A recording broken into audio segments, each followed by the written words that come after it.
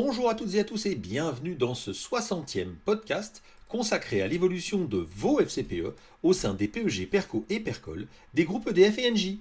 Comme d'habitude, je vais scinder mon propos en deux parties. La première concernera l'analyse du contexte économique mondial et la seconde, celle de vos FCPE pour le mois de mars. Soit dit en passant, écoutez l'analyse de la CFE Énergie sur l'actualité des industries électriques et gazières, sans bobards ni blabla. Le mois de mars va être marqué d'une croix noire dans les agendas économiques du monde entier.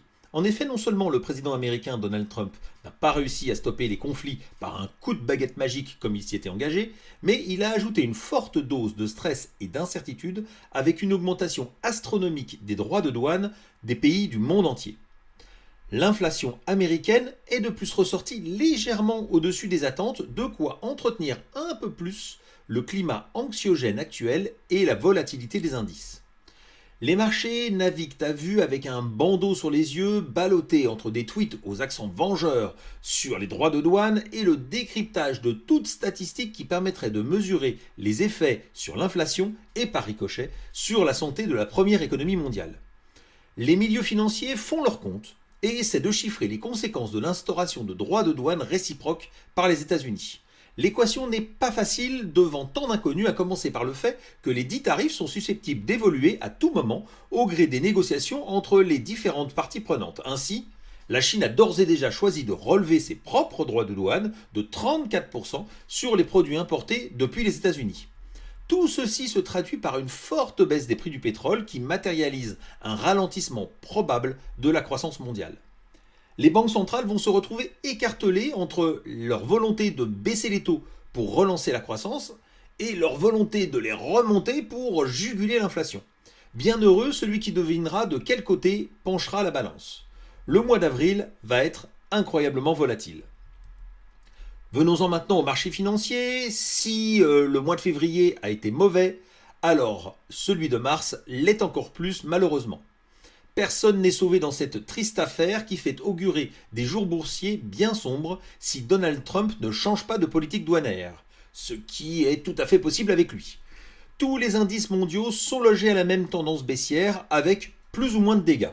Ainsi en Europe, avec l'Eurostoxx 600 et le CAC 40, et aux États-Unis avec le Dow Jones, la chute est de l'ordre de 4%. Alors que le Nasdaq, les valeurs technologiques américaines, s'enfonce de presque 8% sur le seul mois de mars. Le MSCI World, de son côté, c'est-à-dire l'indice large des 1633 principales entreprises cotées au monde, perd quant à lui presque 4,5%. Enfin, le dollar continue de perdre du terrain avec une baisse de 4,3% face à l'euro, ce qui amplifie les pertes des FCPE investis aux États-Unis, comme on va le voir maintenant. Venons-en donc à nos FCPE qui chutent fortement pour la plupart. Ceux investis en dollars et en actions, comme je l'expliquais il y a quelques instants, sont ceux qui baissent le plus puisqu'ils encaissent la double baisse des actions et du dollar.